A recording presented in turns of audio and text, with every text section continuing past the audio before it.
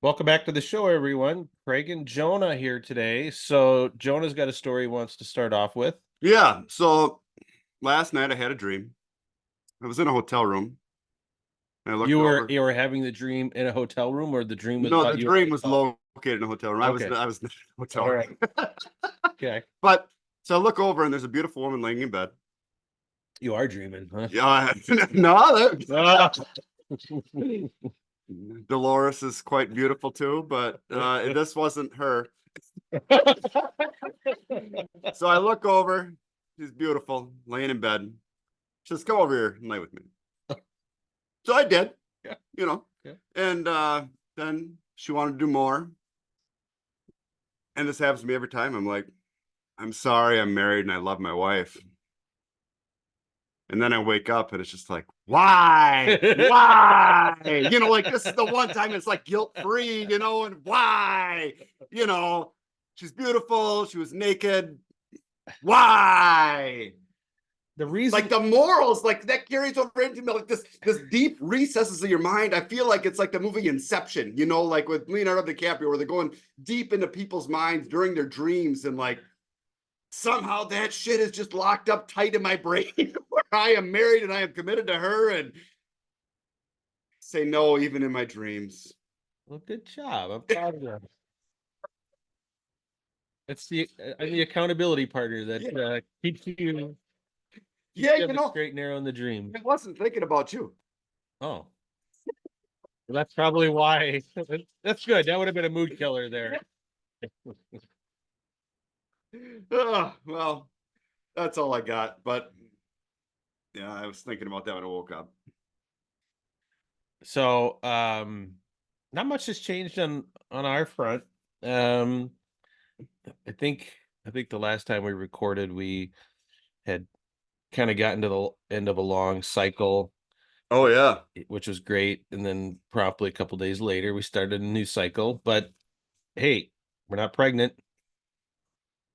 NFP is working. It's working so far. Confidence is growing. Oh, We're one more cycle closer to menopause. yeah. We're marking off the cycles, the months in the calendar. Just so Well, congratulations on that. it's the little successes in life that have been few and far between for us. So I think today we go back on the monitor. So yeah, I don't know. That's she's I guess we're confident in the method until we're not. So yeah. So That's things good. Well, things have been going congrats. going okay there. Although we have you know, I don't know. I always wonder if people can relate to this, but so having having an intimate life, you can do all the planning and preparation, but when you're in a house full of little kids, anything can happen at any time, especially in the night. Yeah, that's true. And we've got kind of a cold bug going through the house, and it's afflicting the baby right now, and so they're just never real settled. You just never know when that little time bomb's going to go off. It's true. So I don't know what it's like to be So you're saying you feel rushed? well, you're waiting for someone to barge through the door at any moment. It's a lot of You stress. could lock it, right? Yeah, well, lock it, but you beat on the door. We're done. It really One of us is kills the done. momentum. One of us is done. Yeah. So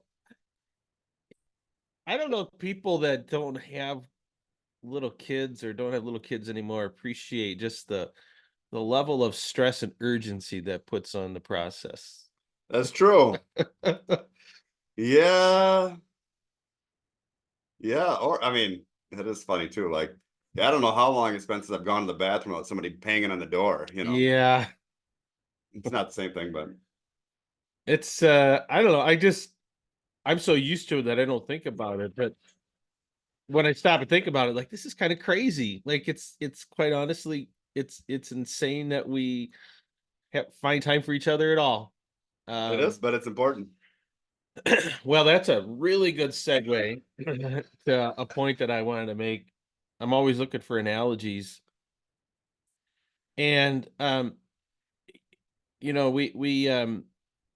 few weeks ago we interviewed the Christian sexpert, and she talked about purity culture, and what she thinks is the harms of that, and can't necessarily say she's wrong about that, but you know,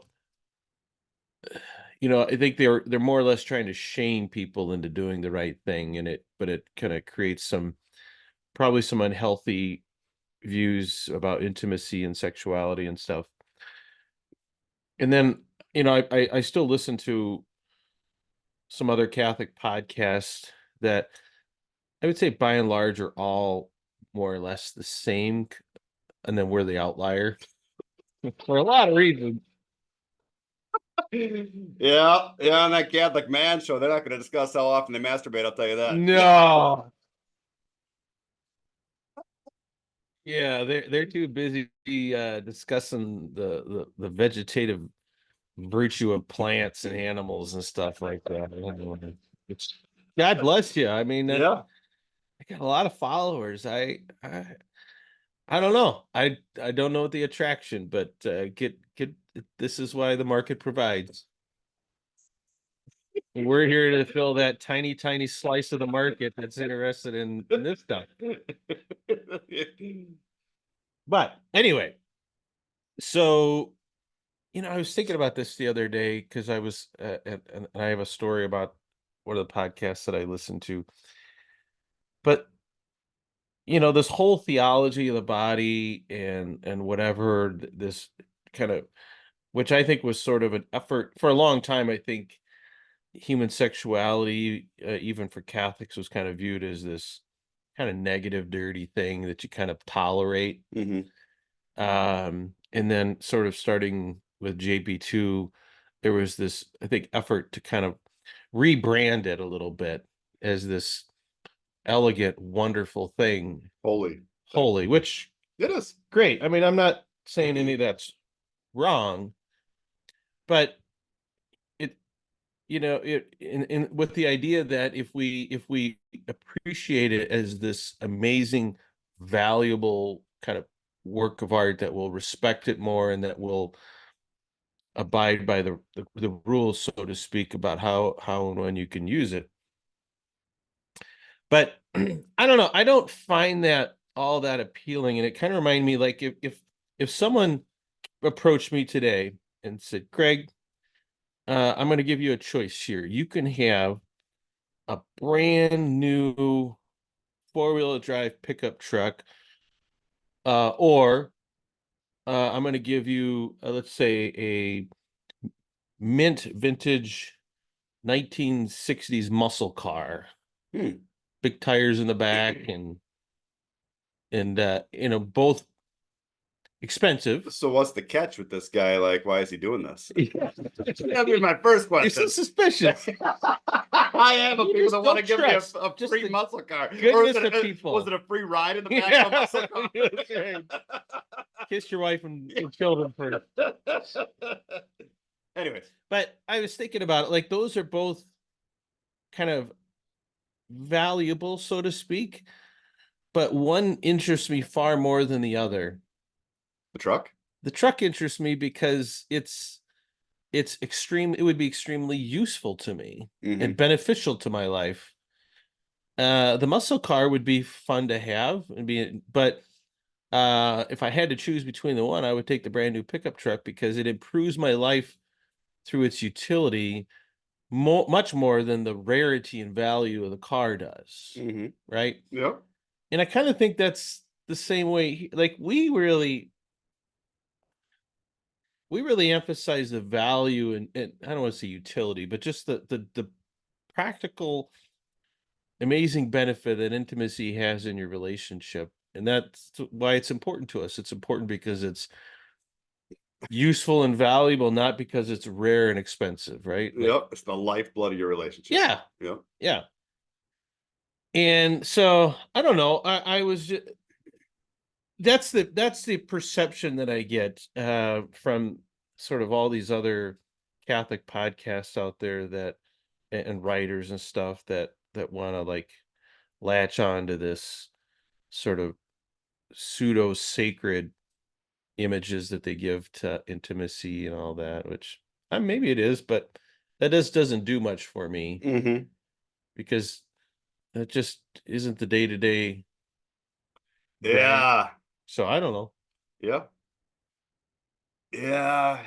One thing that I've really been wrestling with lately is the other acts territory, because I just don't know what to think about, because you look at, and by just like within marriage, like if you have extended period of abstinence, what are you supposed to do? Mhm. And Or even unextended, but just normal, regular run-of-the-mill abstinence. because you can't take care of it solo unless you fall under 2352, which isn't clearly outlined, at least, or what's acceptable. And but then if like the catechism says, you have to have the procreative and the unitive aspect. Anything else falls short. But does that fall under 2352? And so then what really gets to me is like the Visions of Hell by St. John Bosco, where he's talking about these young guys that went to hell because they masturbated and they didn't confess it properly or whatever. I don't know what to make of that. Mm. Like I know that, like, I don't know. It just doesn't seem, and maybe we just like aren't in a place where I'm that spiritually strong or whatever, but like we had to go like 2 weeks recently. Mhm. And I mean, at the end, I'm like Spider-Man, in Spider-Man 2, where he's holding that train up and he's got the webs out and you're just hanging on for dear life, you know? But I just don't know how you overcome that, or how you're supposed to live, or what marriage is supposed to look like. I don't know if marriage was meant to be frequent intimacy, not every day, but like frequent. And I can kind of see that. But, if you do have a situation where other acts are the only option, what are you supposed to do? Do you really not do anything? Do you do it and then go to confession? Which then you get into the scrupulous category of, are you really confessing it because you're sorrowful or whatever? But I don't know. I don't know, man. I've really been struggling with that a lot lately. Well, I don't know what the right answer is necessarily, but I have a sort of a few observations. It's in for those that I guess vigorously defend the concept that all irregular acts individually or as a couple are sinful and all that. Maybe that's I don't I'm not a theologian. In my mind, the law, so to speak, is gray. And some people think it's more clear than it is. To me, it appears at least somewhat gray. Um, but it's it's people. So a married couple can just, if they want, be like sexually active as often and as they want. Like if they Mm-hmm. could, like they can. If you were up for it and you wanted to do it twice a day, every day of your life, you could do that, and there'd be nothing, I don't think, immoral about it. At least there wouldn't be any technical violations. Maybe Yep. that's a Because if it's a pleasure issue, yeah, it's not a pleasure issue in that case. yeah. So you could do that, and Even if there's an infertility involved. yeah, you're and yet and yet the couple doesn't have some say over what they do with their bodily functions and fluids the rest of the time. I mean, I don't know. I just struggle with the idea that y there's this one way and you can do it as frequently and whatever as you want, morally fine, but you just step just a inch outside of that circle and now it's this horribly immoral act. Yeah, that the like couple isn't allowed gravely to. offensive and I don't know. I mean, it's hard for me to understand that. And and I think that it seems to me that there is this assumption kind of built into it that the choice people are making is doing that versus, let's say, the perfect act. mhm, But that's not really the choice that's being made. The choice is being doing this or doing nothing at all, mhm, and having no unitive, obviously no procreative. Um, like people aren't choosing, I don't think for the most part, not choosing this over the quote unquote act itself. Um, especially during, I would say, infertile times. I don't know. yeah, I guess for everyone sure. has Yeah, their everybody own has their own. things. No, I would agree that it's less than optimal, but it's still unitive. So I don't know, man. It's just been something that I've been struggling a lot with, and I don't know because it's not worth jeopardizing your soul, but at the same time, it gets to be so tense that like, what are you supposed to do? And then, if you do nothing, you could potentially have a nocturnal emission. I don't know, but that's and so then like what purpose did that serve? Like why I mean maybe then you're building your tolerance or whatever, crucifying your flesh, strengthening your soul. I don't know. I don't know. I mean, I think the failure rate for that is pretty high, according to anyone that's willing to be honest about it. And Father Longenecker and like, I just don't know how to balance Saint John Bosco's vision of hell with the divine mercy. Maybe that's because like the nuns that I was raised by really were ahead of their time as far as they had read the divine mercy, um, the diary of divine mercy by Saint Faustina, and I recommend that to anybody. And so they were really preaching that, just the divine mercy and just asking for God's mercy. But then when you read that, Bosco saw young boys going to hell for sins of impurity and because they didn't confess them right, like, oh man, like that really, ugh, I don't know what to think then. I try not to think about that. Yeah, I know, but it's You so like, do you really like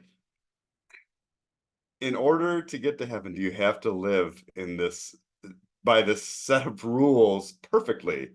And that just doesn't seem to make sense with what Jesus preached either. And we don't have to believe St. John Bosco's vision, like because it's private revelation or whatever. But I still would take there's got to be some weight there. you But worry about it a little bit, right? yeah, you worry about it a little bit. But Jesus said, it's the spirit of the law, not the letter of the law, which, you know, yeah. You sent me something the other day. It was a non-Catholic forum. It was talking about the question of whether masturbation's a sin and whether you can go to hell for it. It was a Protestant website. Yeah.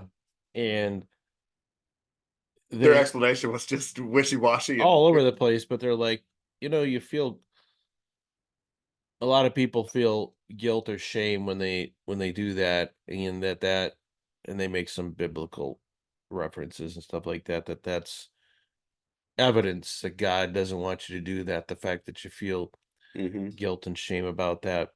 Um and I don't know. I mean, I think it's really hard to separate. I mean, it says such a historical um taboo thing attached to it that I don't I don't think you can just say people just have this natural inclination that it's wrong. Hmm. I now the other day, so I think today when we're recording, I think today's episode is my interview with the self-proclaimed pervert from Canada. He's very Yeah. hard on himself, maybe rightly so. And he said that he went through a phase in his life where he was a, you know, vehement atheist or whatever, Hmm. and he always felt guilt and shame over masturbation. And I probed Ah. I'm like, "Can you help me understand why?"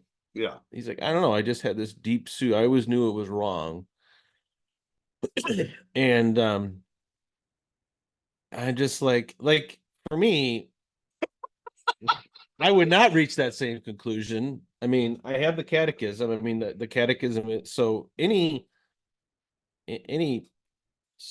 belief that I have that it's wrong is I would say entirely based on what the catechism says, not because I think I reason my way to thinking that. I mean, I don't necessarily see what would be wrong with it, or Yeah. not what the church and maybe the John Boscos of the world say.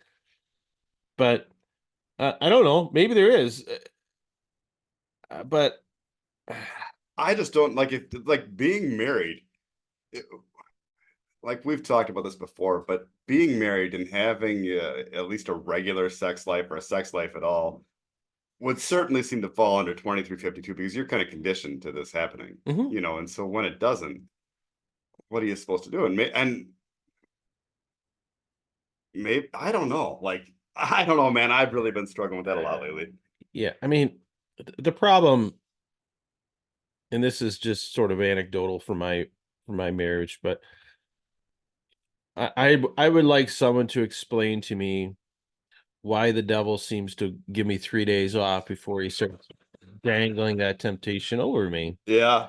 And why does it affect men and not women as much? Like it seems like, I mean, because this would be the easiest thing to get people to. I mean, this is the thing I think most people, more people struggle with this than anything else, or Mhm. variations of this. That's true.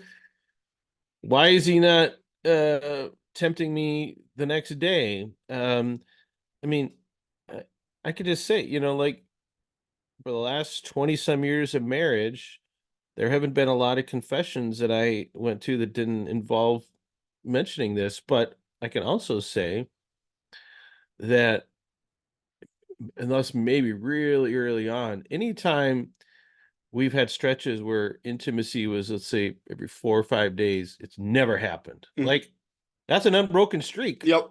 Yep. So explain that to You're me. undefeated. Yeah. Under those conditions, you're undefeated, and that's how I feel too. Actually, same here. So help me understand how it's this grave moral issue when this,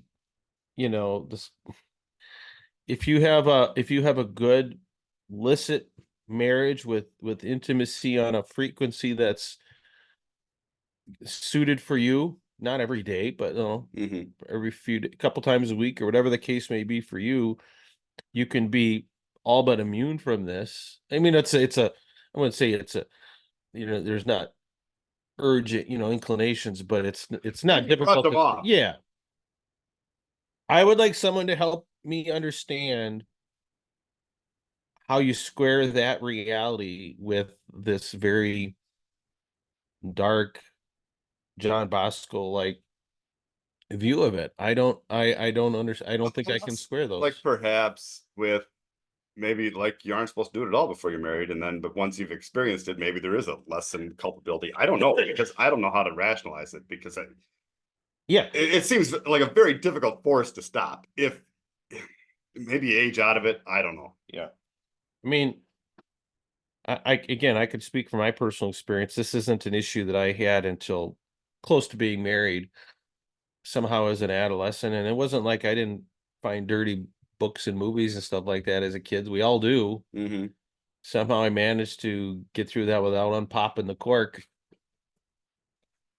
I think once you start that, it's Yeah. probably much harder to stop it. But as married people, unless you're in a completely intimacy free marriage, you're just in a different situation. Like I said, your body, you're a high functioning drug addict, Yeah. like it or not. That's just how it is. You're addicted to the intimacy with your wife. Yeah. And so I don't know. I mean, I see these poor people that, the men in complete anguish over that, especially if they read those kinds of writings. Man, I would be, Because it makes you almost lose faith or lose yeah, trust in God because it's like, and you don't want to say that, but it's, you know, it really impacts the way that you view God in a way, or at least me, like it really, I don't know, like And maybe that was meant to be inspiring, but it was just like not for me. I don't know. I had the exact same struggles before we did this podcast because I was like, either the church has got this wrong or this is so impossible to live out that there's no hope for me. I was borderline despair or whatever, spiritual crisis of faith. And I would absolutely, things hadn't fixed, really changed dramatically in my marriage. I'd probably still have a lot of those struggles and feelings. But, um, you know, it just seems to me that that whole approach to it, like, is is sort of the Catholic version of the purity culture. Like, we just got to scare and threaten people into behaving the right way. But I don't know. I mean, most of us, I just don't think have the same level of ability and mental power and willpower to completely eradicate that from our lives, Hmm. unlike any other Any other sin? sin out there. Yeah. And so, and fortunately, I mean, I've encountered a lot of priests over the years with, having where this thing has come up, and the priests that I've dealt with have always been very, for the most part, sensitive and charitable, and either don't really say anything or kind of offer Hmm. some words of encouragement, but I've never been deprived of, you know, absolution Yeah. because of it. And thank goodness for that. But Yeah, that would make you feel even worse, or yeah, like, I mean, if you want despair, yeah. it'd be right there. Tell me how many of us walk out of the confession with a firm belief that it's never going to happen again. Oh, I yeah. don't think it's very many. Well, I mean, it depends on how, if you can be frequent with Yeah. your wife, then it doesn't happen. I don't know. Like, and that's where it's difficult. I mean, I think in my own personal experience, I think for all this, I'll just keep going to confession, trust in the divine mercy, and pray the divine mercy chaplet, and just hope for the best because I don't know what you can really do more. Yeah, I mean, that certainly isn't a bad thing. If you can do that without just falling into total despair and scrupulosity, Yeah. which I think a lot of people fall into. Oh, yeah. No, it really gets to you. Like, yeah. Yeah, because Then some people say the guilt is supposed to be a good thing.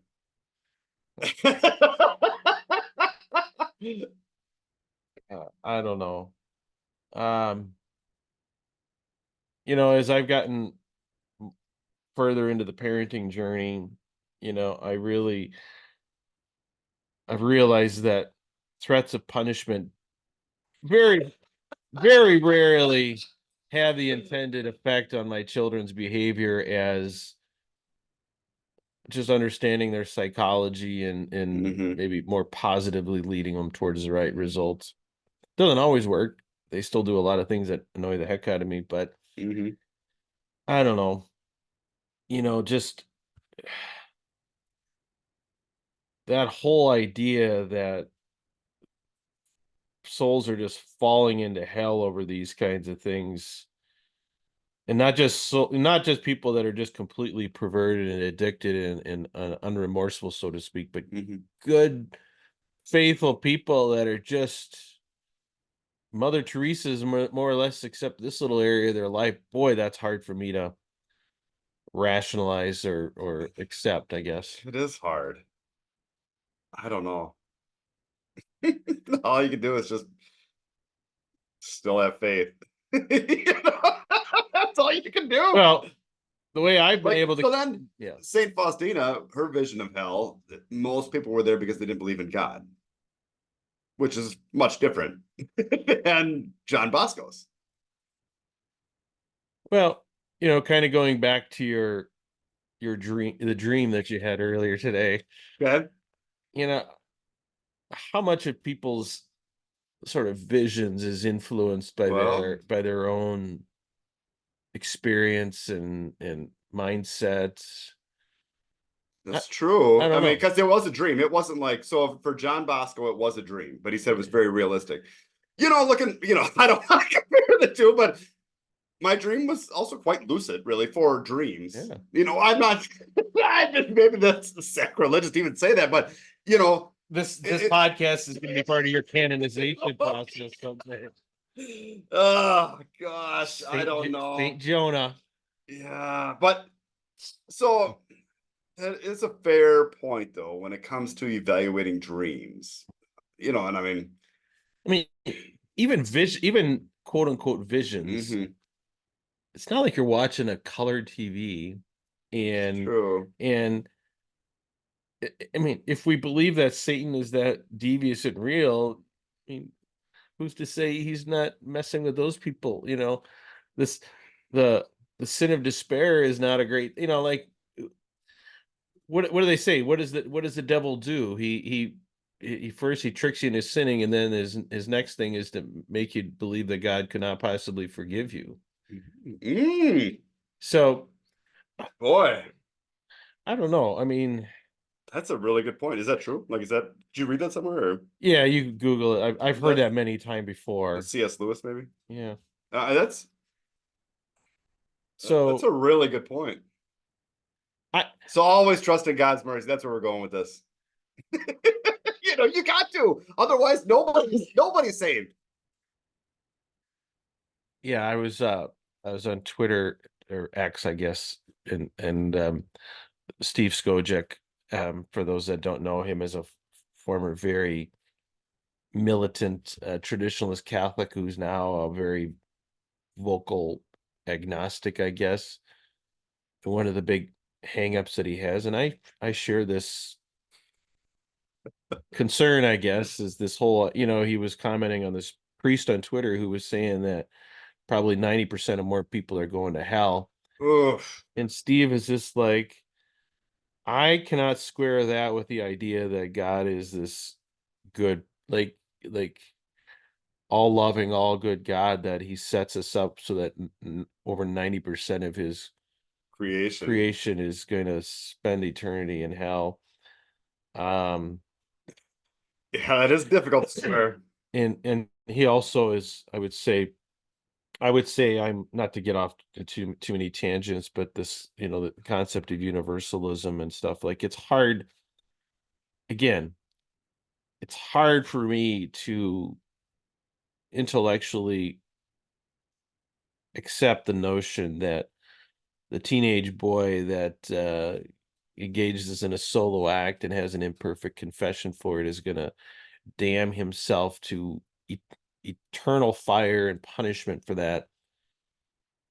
Ooh, I mean, you're not thinking in those terms when you're tempted. Like you're Mhm. like that's not the mindset. You're just trying to solve an immediate problem. You're not like, yeah, eh, my eternal salvation. Yeah, I willingly put all that Yeah, on the table and take it. yeah. Like that's just not how people think. But then too, like when he says that 90% of people are going to hell, like if you look at just the world today, just because people don't go to church or follow all the rules perfectly because they don't even necessarily know them, does that really mean that they don't love God? Like just because they weren't lucky enough to grow up in a good family, does that mean that they're just out of luck? I think ignorance is bliss. I think those that, Those that might be saved? yeah, there's a price to be paid for knowledge, and I mean, the more you know, the more you're responsible for, right? And just not not that I'm advocating, Ignorance. ignorance, but there's a certain, I don't know. Those people are not having mental anguish over these kinds of things like you and I do. No, that's true. And so I don't know. I wanted to say that this feels like a kind of a first world problem that we're creating for ourselves, but obviously this has gone back a long time. You got John Bosco's and Augustine's and Aquinas's Yeah, there's, really been out of shape over this. and I don't know if Bosco really fits with the other two, but the other two are saying basically everybody's going to hell and you can't really have sex, Yeah. except for one way. And so that's that's an interesting part of it too, is that, Aquinas and Augustine, they had a lot of writings about sex, but they also both thought that basically everybody's going to hell. So like, how do you square that? Like they're rigid on both accounts. And what if they're not right, on people going to hell at that extent? Like, I wonder what led them to believe that most people were going to hell. Do you think that was, it sounds judgmental, like just that they can look at themselves and say, well, clearly I'm going to be fine. But then the rest of you, Yeah. good luck to you. Well, I don't know. I don't know if that's how they viewed it, or because I don't know how they'd arrive at that. I don't know that they were all that optimistic about their own salvation. Well, that's fair too, maybe. Put on my little heretic hat here a little bit. I mean, is that the official logo of the this heretics is right there? official logo of the Heretic Club. Uh, I mean,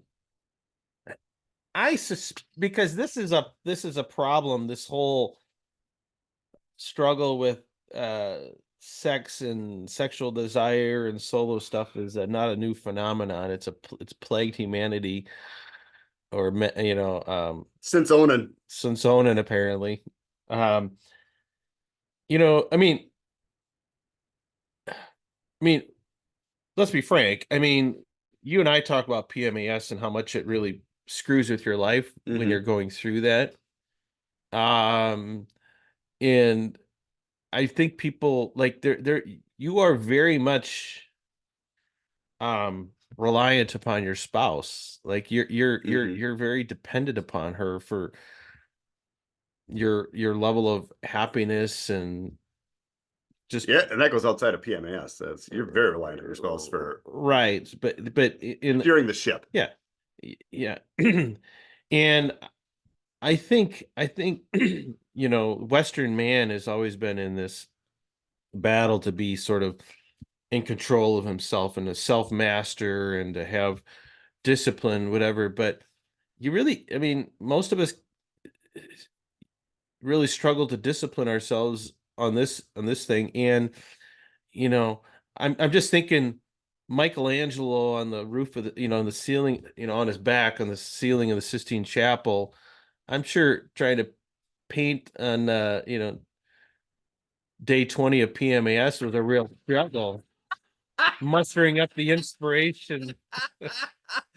Yeah, to create beautiful works of art. Yeah. And I'm sure he's not thinking that everybody's going to hell. No, but I mean, I think that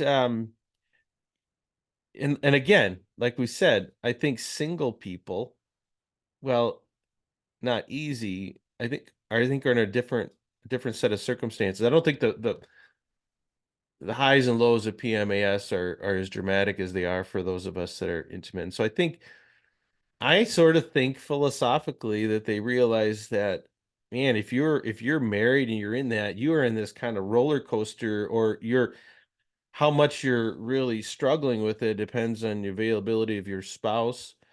Uh, um, and why do you want to put yourself through that? Like I think there's just this idea that it's impossible to really succeed and be masters of art or masters of science or masters of war or whatever when you're dragging this problem around, and they just like, this can't be good, so let's just tell people to be celibate if you can, Yep, that's what the because Bible says. this was the solution to a problem that man could never control really, and or never um fully domesticate, I guess. So I don't know. I think men are very much at the mercy of this problem. And I think some of these rules reflect man's various ways throughout history to try and manage this problem. Well, Socrates said that a man with a good wife becomes happy, but a man with a poor wife becomes a philosopher. Oh, There's some truth in that. Start thinking, yeah. evaluating life at all angles. But Yeah, you read some of those dark philosophers, and it's not hard to see how if they were deep in the PMAS phase, that was the inspiration for what they wrote. yeah, Well, just all we can do is trust in God's mercy, and that's really all we can do, and just love Him as best we can, even though we're imperfect, and that's really all you can do. Yeah. I Yeah. mean, short of whipping yourself or whatever, you know. I mean, what are you gonna do? And is that really what we're supposed to do? Is like St. Francis, where you jump in the bramble bush or whatever, to curb feelings of desire. But he wasn't married either, so it's not a perfect analogy, I don't think. Yeah. I don't know. Do those guys just have solo problems that they were always dealing with? I mean, I don't know.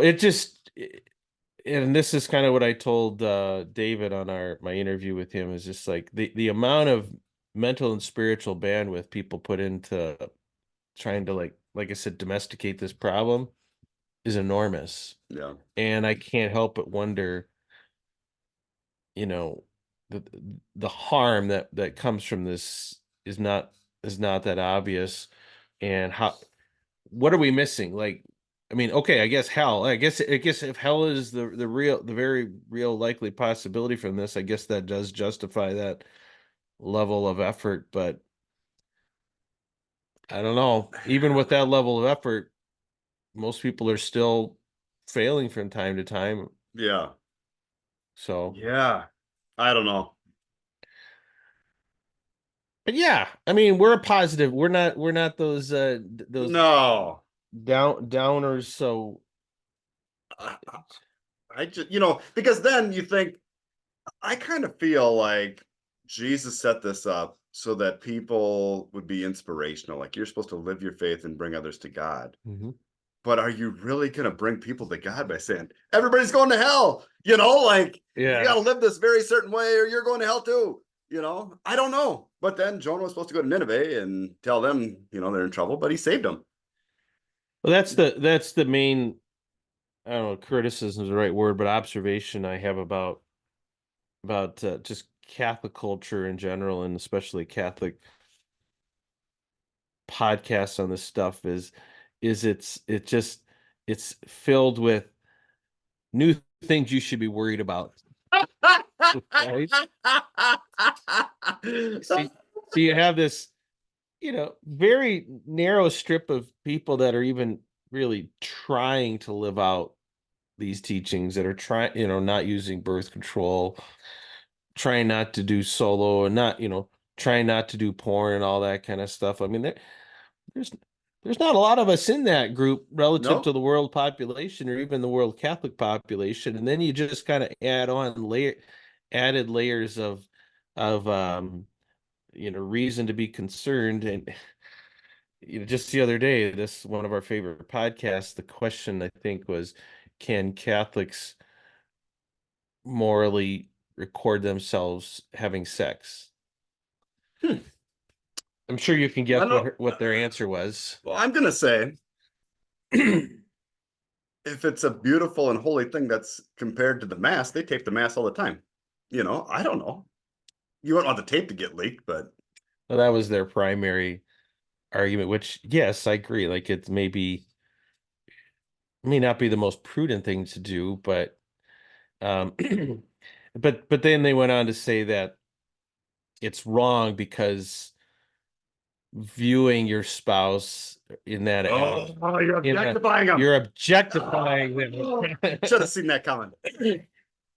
Huh. I'm just like, I don't know. I mean, if my wife walks out of the shower, am I objectifying her if I look at her and find her beautiful and have thoughts about what we might be able to do later that day? I don't know. Or are you objectifying her when you think about being intimate with her? Yeah, Replaying it in your mind, which happens.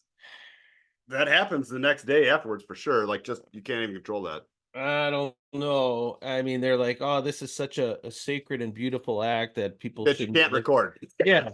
Well, I don't know. Explain the Sistine Chapel to me. Yeah. Um, So you are capable of observing nudity without turning it into a sexual thing. But I guess if you are recording yourself, it is a sexual act in yeah, general. yeah. I don't know. I've never done anything like that, but just to get that out there. But Yeah, I'm not advocating it, but as an intellectual exercise, I just not this what we're worried about. because we have the technology to do this. Yeah, well, it again, this kind of harkens back to something I've said before. This does feel like a first world 21st century problem because Yeah, 500 years ago, you would have said, "All right, buddy, you draw this." yeah, how long can you hold this position? I mean, people, it comes back to our speculation about owning, how they know. I think people had communal houses. Like, I, people, what about the wagon trains going across to, or, like they're all circled around. Like, you didn't have a lot of privacy. Yeah. Like, I just think, not that people were just totally cavalier about it, but I think you go back 100 years ago, people didn't really view this part of their lives as this ultra super secret thing. I mean, you're in a one room cabin with your kids. I mean, I don't know that you always waited when there wasn't an audience around. Boy, we're really getting speculative Yeah, now. I that don't. that stuff just again now we're just it's like we've run out of things and now we're just looking for new things to worry about that I don't know, maybe I just think we're overcomplicating it. Yep. Yeah, I think just go to confession and trust in God. That's all you can do. And have frequent intimacy with your spouse. Yep. Those are the That'll go things far. those are the things we encourage you on this channel. I'd say in that order too. That's right. Yeah.